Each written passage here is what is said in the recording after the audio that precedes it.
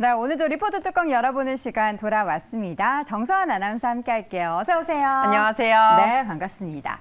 자, 오늘은 또 어떤 리포트를 가지고 왔을까요? 첫 번째 리포트, 좀 차분한 마음으로 열어보겠습니다. 그렇죠. 좀 무거운 마음으로 또 엉덩이 무거운 뚜껑 열어보겠습니다. 네. 바로 SK 하이닉스고요. 주가와 실적 모두 바닥에 근접했다라는 전망과 함께 하나투자증권에서는 목표 주가를 10만 5천 원으로 하향 조정했습니다. 물론 지금 주가보다는 높은 목표 주가지만 상향이 아니고 하향 조정했다라는 게 아쉽습니다. 자, 오늘장 SK하이닉스 52주 신저가를 계속해서 경신하는 모습들이 장 초반에 나왔는데요. 초반 대비해서는 낙폭을 줄여가고 있습니다. 1.75% 하락한 78,800원인데 자, 어떤 이야기를 하고 있을까요? 네, 일단 메모리 반도체 부진으로 우리 지수의 바로미터인 삼성전자와 SK하이닉스가 3분기 실적 악화에 이어서 이 4분기에도 전망에 먹구름이 끼며 증권가 전망들이 일제히 걱정 어린 목소리가 가득했습니다. 그래서 제가 제목을요, K-윌이 부릅니다. 눈물이 뚝뚝. 이 눈물이 흐를 수밖에 없는 이유, 일단 디램 가격 그래프부터 체크해 보도록 하겠습니다. 네. 네, 디램 가격 그래프에서 확인됐다시피 메모리 반도체 제품의 하락세가 계속되고 있습니다. 일단 시장 조사업체인 트랜스포스에 따르면 이 메모리 디램 고정 거래 가격은 지난달 10월 이 한 달 동안 약 22.5% 정도 하락을 했다고 합니다. 이 공급 과잉 우려가 여전하기 때문에 내년 1분기에도 이러한 하락세는 지속될 것이다라는 관측이 나왔는데요. 또한 이 미국의 중국 반도체 규제 확대, 마이크론의 감산 계획에도 불구하고 이 4분기 디램 생산량 감소 효과는 이렇게 제한적일 수 있다라고 봤습니다. 그러니까 내년 1분기에도 이런 디램 평균 판매 단가는 10% 이상 하락할 것이다라는 우려 섞인 전망이 나왔는데요. 이를 고스란히 반영한 SK하이닉스 주가 차트입니다. 주봉으로 올 한 해를 한번 이렇게 봤습니다. SK하이닉스. 오늘도 PD님께서 SK하이닉스 차트 보면 정말 눈물 난다고 했는데 주주분들은 정말 피눈물 나고 마음이 힘들 것 같습니다. 다음 그래프 통해서 차트 체크해 보도록 하겠습니다.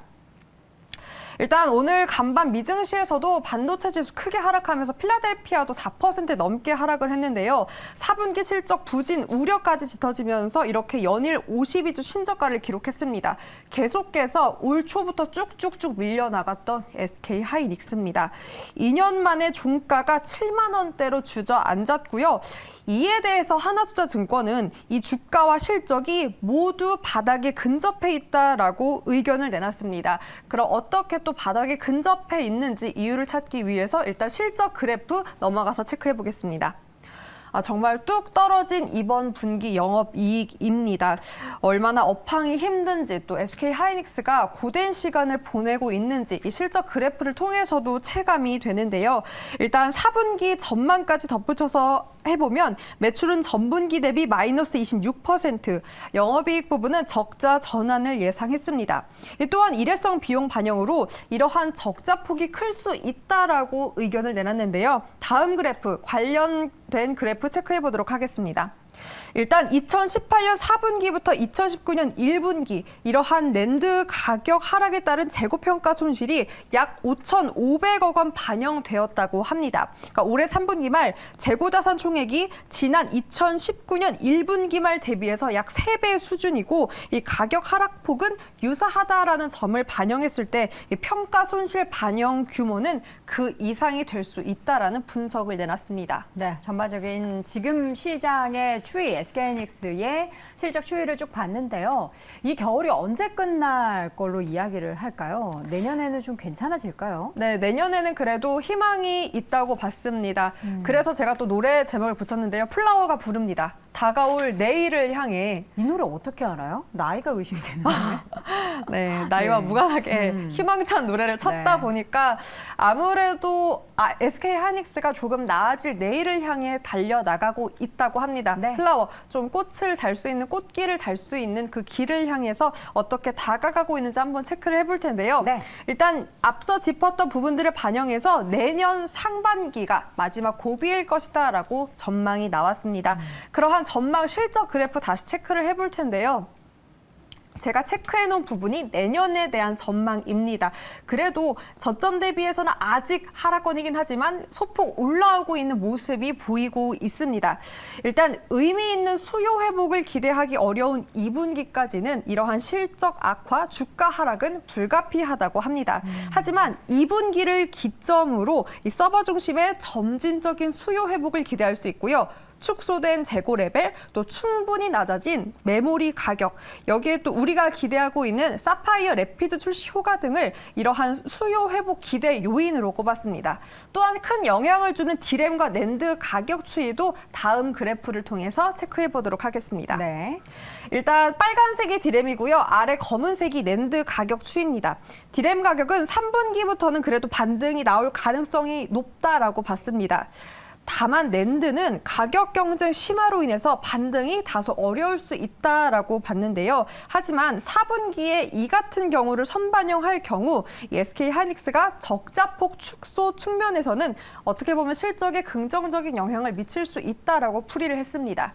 이러한 점을 반영해서 이제 고비를 넘어 내년에는 희망이 좀 찾아올 수 있다라는 긍정적인 전망을 덧붙였습니다. 네, SK하이닉스 여러분들도 함께 이전에 정선 아나운서가 보여주셨던 차트를 보시면 아시겠지만 정말 많이 하락했습니다. 뭐 SK하이닉스도 그렇지만 삼성전자도 그렇고 올해 내내 굉장히 힘든 그런 연도를 보내고 있는데요. 주가 차트를 이번에는 앞서서 주봉으로 확인했으니 이번에는 월봉으로 우리 함께 볼까요? 얼마나 많이 올라갔었고 또 지금 얼마나 많이 하락해 있는지를 좀 보도록 하겠습니다. 저기 보면 이제 배당락 바로 옆에 보이시죠? 그 더 많이 올라가죠. 비슷한 상황이었죠. 15만 15만 원대 넘어섰던 주가의 움직임들이 보였고요. 한 차례 더 슈팅이 나왔던 구간도 있었습니다. 그러고 나서 주가는 장기 이평선을 좀 뚫어내면서 하락세를 보이는 상황들이 연출이 되고 있는 상황이고요. 지금 연도수를 따져보니까 2018년 수준으로 다시 주가가 좀 돌아가 있는 상황입니다.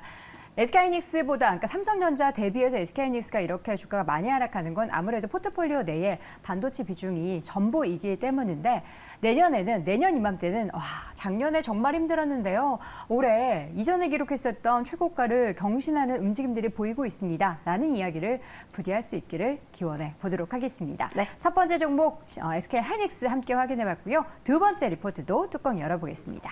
네, 두 번째는 LNC 바이오 뚜껑 열어보도록 하겠습니다. 일단 호재성 소식이 나왔습니다. 중국 공장 완공으로 인해서 K-메디컬의 성장 기대, 이로 인한 성장성을 이 동사가 확인할 수 있다라는 보고서 내용입니다. 네, 요즘에 중국 그리고 약간 메디컬 관련해서 이슈가 굉장히 많이 나타나고 있는 것 같습니다. 오늘은 과연 주가 움직임이 어떤지 LNC 바이오 주가 확인해 보도록 하겠습니다. 자, 현재 구간 주가 움직임 3% 넘는 강세입니다. 25,450원 기록되고 있는데요. 자, 지금 구간보다는 내년이 굉장히 기대가 된다라고 하는데 어떤 게 기대가 될까요? 네, 내년을 기대할 수 있는 LNC 바이오는요, 메가덤 그리고 메가필 관련 의료기기 업체라고 합니다. 일단 현대차증권에서는 이러한 LNC 바이오가 내년 실적 개선을 본격적으로 보여줄 것이다라고 판단을 했는데요. 가장 큰 이유를 사진으로 먼저 보도록 하겠습니다. 어제였습니다. LNC 바이오는 중국 CICC와 합작한 이 차이나 준공식을 진행했는데요. 총 생산 능력은 연매출 기준으로 봤을 때 7천억 원이 된다고 합니다. 그러니까 내년에는 인허가 진행, 또 투자가 예정되어 있기 때문에 하반기부터 이러한 중국향 매출 발생을 기대해 볼 수 있다라는 부분이었습니다. 이러한 공장 준공 외에도 환경도 뒷받침해 준다고 합니다. 다음 사진을 한번 체크해 볼 텐데요.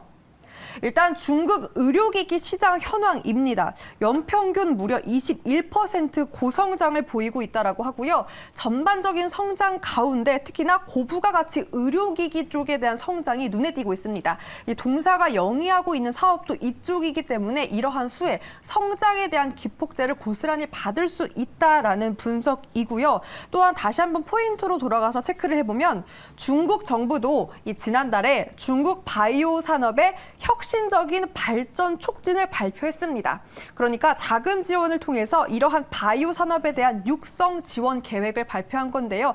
이렇게 환경도 도와주고 환경에 힘입어 공장까지 증설하며 캐파를 늘렸으니 본격적으로 내년에 대한 개선 기대감을 높여도 좋다라는 분석입니다. 네, 본격적으로 개선될 내년의 움직임을 큰 그림을 통해서 확인해봤고요. 그렇다면 이제 세부적으로 어떤 부분들에 있어서 우리가 모멘텀이 될 만한 게 있는지 좀 세부적인 내용 확인해 보겠습니다. 네, 계속해서 모멘텀이 쭉쭉쭉 있다고 합니다. 어떤 지속적인 성장을 보일 수 있을지 일단 사진을 통해서 보도록 하겠습니다.